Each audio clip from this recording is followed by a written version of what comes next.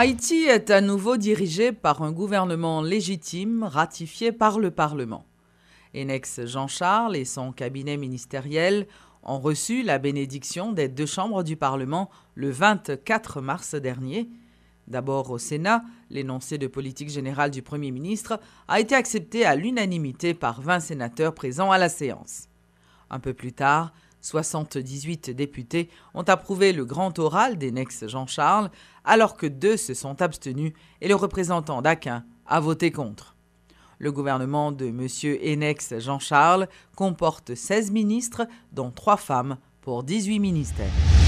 C'est ce lundi que le président Jocelyn Privert a donné investiture au nouveau gouvernement au Palais national, en présence de la classe politique, de la société civile et de la communauté internationale, entre autres.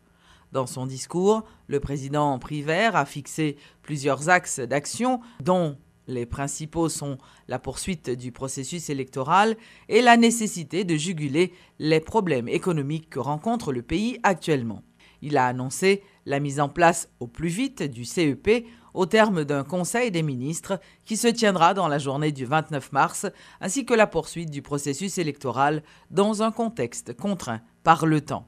Je me vois obligé de rappeler que ma présidence provisoire est fondée sur 4 grands axes prioritaires. Premièrement, la formation d'un gouvernement de consensus dont vous êtes le chef de ce gouvernement. La redynamisation du Conseil électoral provisoire qui va intervenir dans les prochaines heures.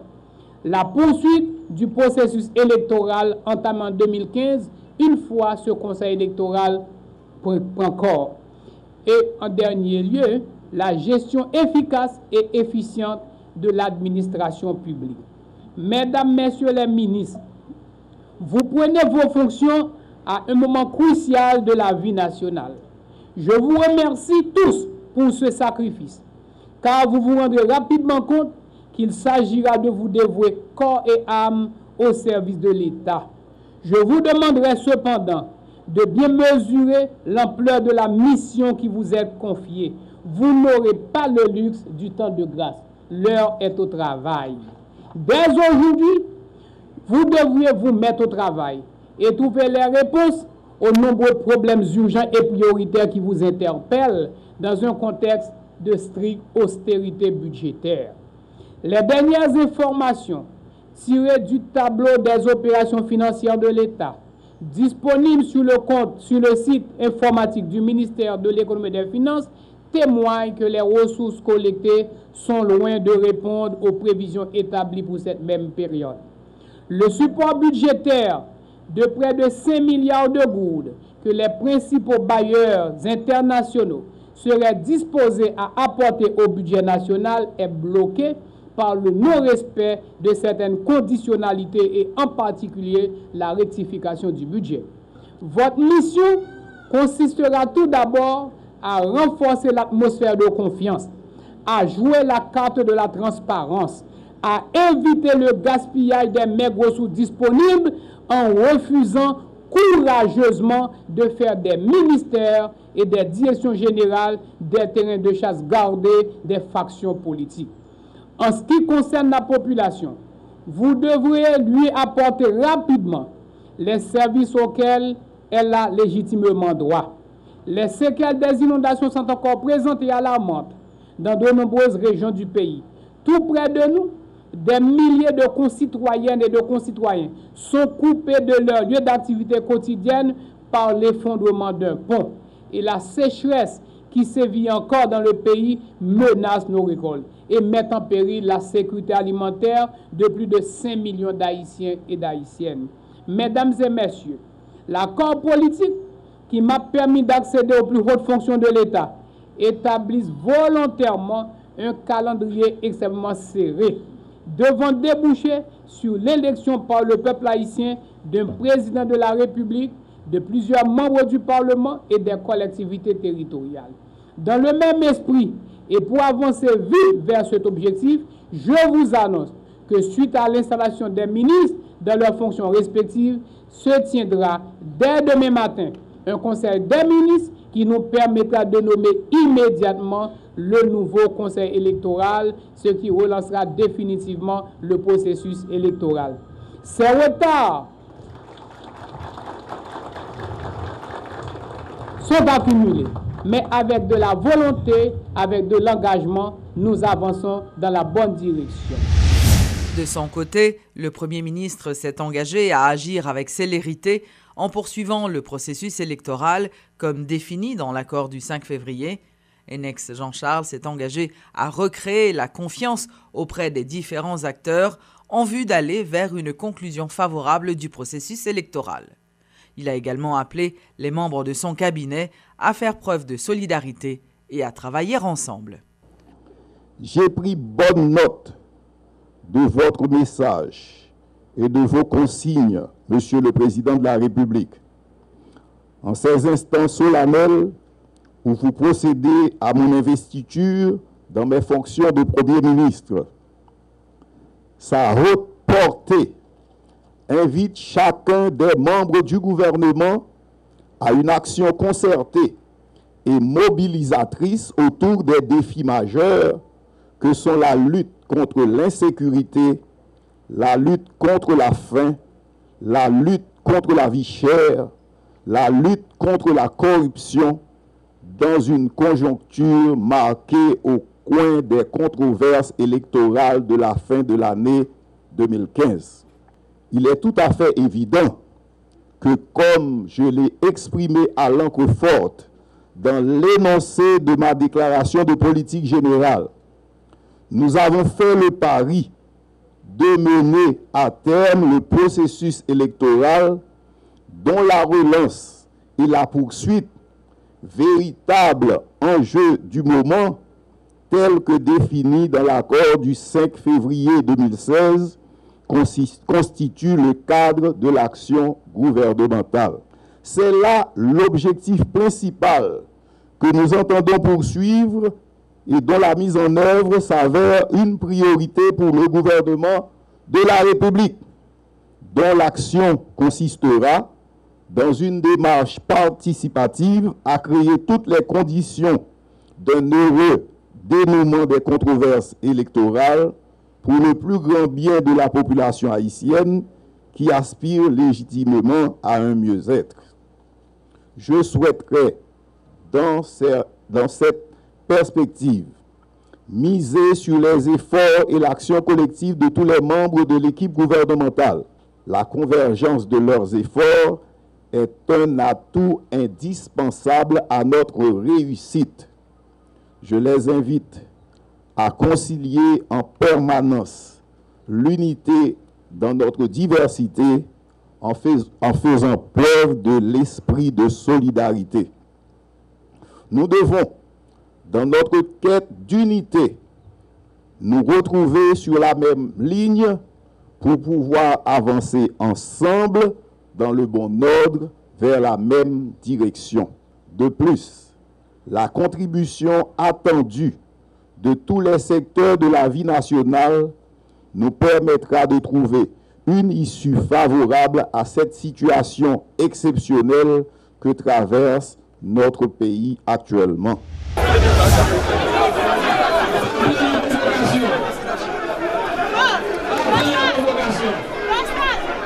D'un autre côté, à la primature, des individus issus d'organisations populaires ont fortement perturbé la cérémonie d'installation du nouveau Premier ministre. Les différents discours prononcés en la circonstance ont été noyés sous une vague d'injures, d'altercations et de bagarres. Des personnes se réclamant proches du président Privert ont scandé des slogans hostiles au gouvernement sortant, notamment au Premier ministre Evans Paul, tandis qu'un autre groupe a fustigé l'équipe de transition. Entre la réaction des agents de police, la manifestation improvisée des militants et la perturbation des discours officiels, la cérémonie a frôlé la catastrophe. Pour qui ça nous l'est après-midi? Nous là justement pour nous dire que l'État c'est passé, n'a pas passé. Nous chaque fois un petit bout de temps et dans le temps nous faire avec cœur nous faire avec nous faire avec courage nous. Et c'est avec même plaisir pour nous passer maillette là-bas on l'autre, toujours dans volonté pour servir cause peuple haïtien. Nous faisons Mosso, et Mosso nous fait être significatif, tellement significatif, lui expliquer le fait que nous gagnons un Parlement qui a la capacité pour lui faire nous sortir d'un impasse, pays a été trouvé dans fin mandat président Martin. Et c'est Parlement ça qui sorti dans démarche élection nous initiée qui pourra le permettre nous gagner aujourd'hui un président provisoire qui sorti dans élection au second degré, une expérience nous avons fait depuis 1946. C'est même Parlement ça qui va le permettre nous gagner un Premier ministre qui joint ratification, déclaration politique générale et qui fait aujourd'hui nous gagnons une autorité qualifiée pour nous remettre clair. J'aime te dire, nous ne pouvons pas mettre clair en bas porte là. Et je dis à moi, j'ai fierté pour nous remettre clair à une personnalité de haut rang, à un monde qui a un pile mérite dans tout ça qu'il fait déjà dans le pays, comme professeur et comme grand fonctionnaire de l'État. Qu'il me soit permis de saluer le départ de mon prédécesseur, Son Excellence Monsieur Evans Paul, qui n'aura pas démérité de la patrie.